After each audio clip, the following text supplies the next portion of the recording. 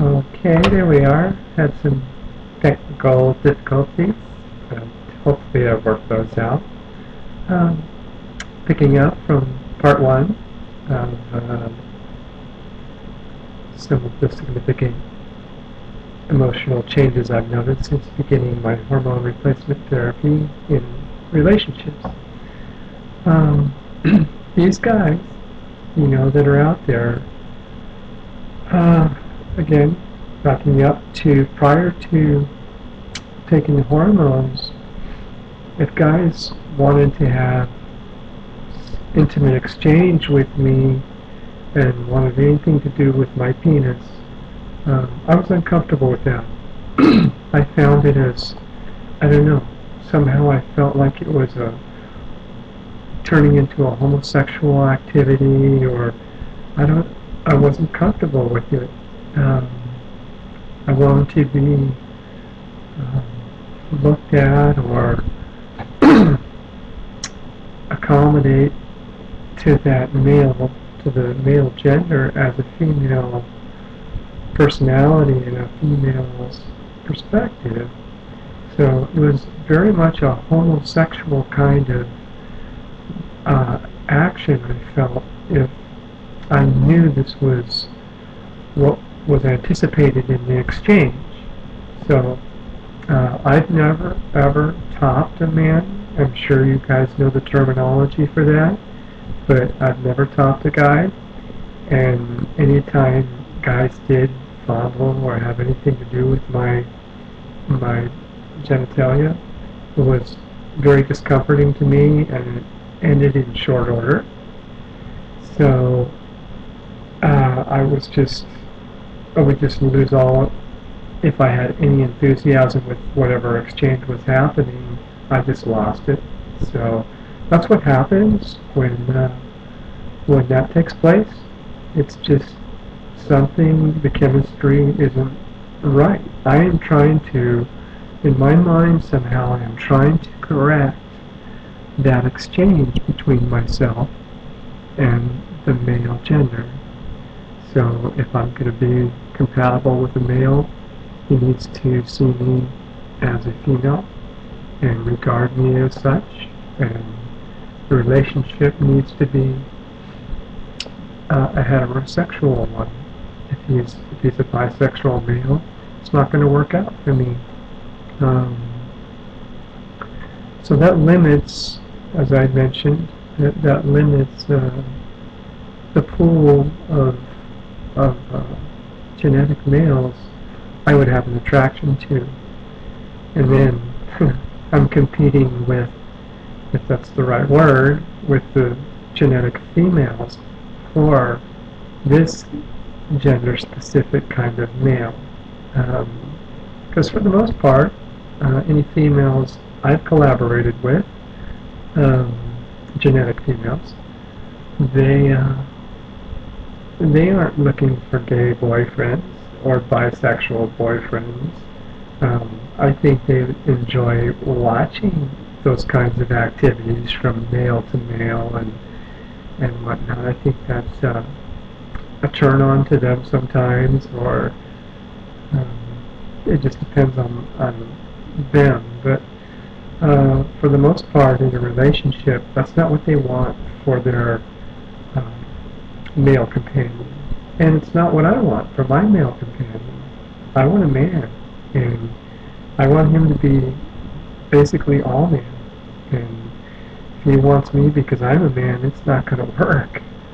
So I identified that a long, long time ago, and it's even more prevalent today since beginning my hormone therapy. It's intensified. My emotions, my emotional connection, I think is finer and keener.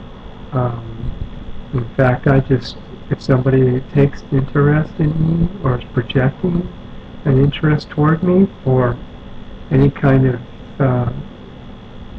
building of a relationship or even any kind of intimate contact, if they're trying to go there, I surface those things and find out, diagnose them somewhat and find out if this is their motive. if their motive is to be with a girl with a penis. It's not going to work for me.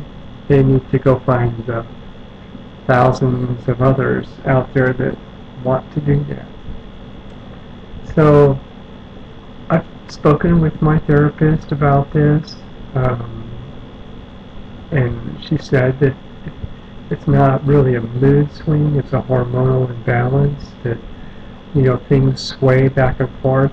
I was never, even before my therapy, attracted to men for those reasons. I never wanted them to have anything to do with my genitalia.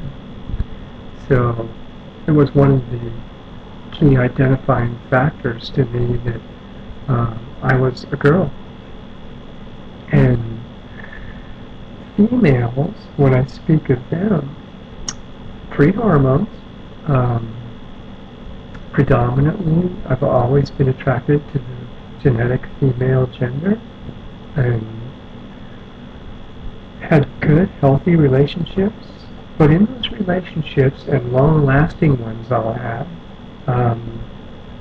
many of them, I think, were attracted to me because I was that kind of personality that was soft, that kind of personality that was female, that a female would identify with, and it was non-invasive. It was compatible to theirs, quite frankly. And then after they got to really condition themselves, or to grow and nurture into that relationship with me as a male, they identified that, and I did as well, that, you know, I wasn't that man that most women look for. I was too soft. I was too feminine somehow. If they weren't looking for a feminine relationship, which the majority weren't. If they're looking for a man, they're looking for a masculinity that I wasn't projecting. And so this was a shortcoming for me if I was attracted to any particular female, because, you know, I attracted her because of some of my feminine nuances somehow. But then somewhere down the road, you know, in long-term relationships, they identified that the masculinity that they needed, that something about that manhood was missing or lacking. There was something about it lacking. So we ended up, you know, the majority of my relationships have continued to go on to be healthy friendships. And that's a wonderful thing. I mean, to me, that's a girl thing.